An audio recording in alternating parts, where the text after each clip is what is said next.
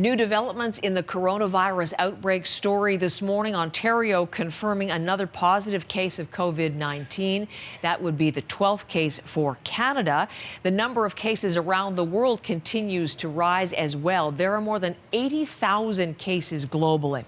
I was speaking last hour with Dr. Michael Gardam, who's an infection control physician, and he's been a frequent guest on our program. He runs Humber River Hospital in Toronto, but answering your questions. And we had one question about what Canada needs to do and how Canada's response has to change if the WHO declares officially a pandemic. We need to be prepared for the fact that we could have local transmission in Canada and all that that entails in terms of people being sick, people not able to come to work, increasing demand on hospitals. Public health may take measures such as stopping large gatherings, closing schools, things that we've been seeing in multiple other countries up until now. Up until now, we've been a spectator, but at this point, one has to assume it's very likely that we're going to be getting into those scenarios as well here. So Dr. Michael Gardam, and we'll talk more about his suggestions in just a second with Michael Serapio, who's here in studio. Interesting, that advice very similar to what we're hearing from U.S. officials at the CDC. So we'll talk about that more broadly, preparedness, in a second. But what further information do we have about this new Canadian case, Michael? Yeah, at this point we just have a few sketches here, and that's because we're getting it from the Just hold on for a second. We need to hear you. A big breaking information. Yeah, oddly enough, I thought that was on. I apologize. It's okay. All back. There we go. Brief sketches that we have right now of this patient. Now, this is what we're getting from Ontario's Chief Medical Health Officer. The patient said to be a woman in her 60s. She went to Toronto Sunnybrook Hospital some 2 days ago, and she was treated in hospital. The statement from the province essentially outlining, Heather, that she was treated using all the safety protocols that have been put in place for COVID-19. She's now back at her own home under self-isolation.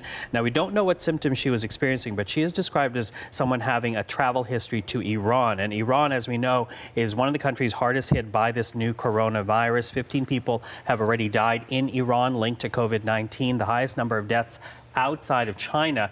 And Iran's official number of COVID-19 cases stands at 95, with some American officials believing it is actually higher. So again, she does have a travel history to Iran.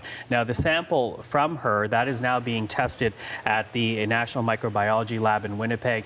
Out of that lab, that will confirm officially whether or not she actually has the COVID-19 virus. There is a news conference slated for 12:30 p.m. Eastern Time. This is from Queen's Park, the seat of the Ontario Legislature. So we're expecting to hear more about her case when officials give that update. Again, 12:30 Eastern Time. It's interesting, her links to travel to Iran, the same as an earlier Canadian case, and there are 8 different countries now with cases of COVID-19 linked to travel to Iran. So it's become very much the second focal point, along with China, in terms of associated travel. And this is what WHO officials are looking at: the spread to Iran, the spread to northern Italy, the spread in South Korea. And as they weigh whether this should be declared officially a pandemic, we heard Dr. Gardam talk about how, if that is the case, you know, we need to sort of shift our way of thinking. We need to mentally prepare for that eventuality. Where does Canada fit in?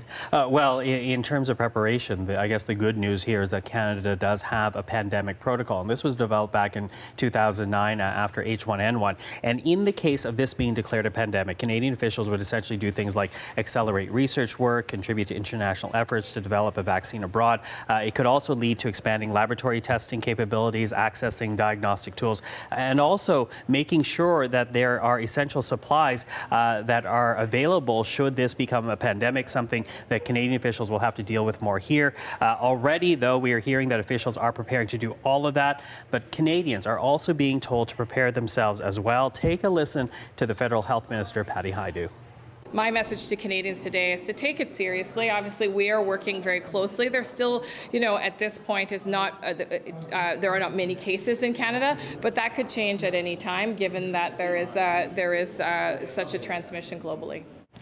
So that means things like stocking on medication, if you rely on medication, making sure you have a fully stocked shelf in case you do get sick, calling ahead to a doctor's office if your intention is to be checked out, either a doctor's office or an emergency room. Again, no need to panic right now. Hajdu pointed out that the number of cases are still low in this country, but certainly be prepared and be very watchful, because we are seeing that isolation globally is not enough to stop the spread of this virus. And there's no vaccine yet, and won't be, most health experts say, for months still.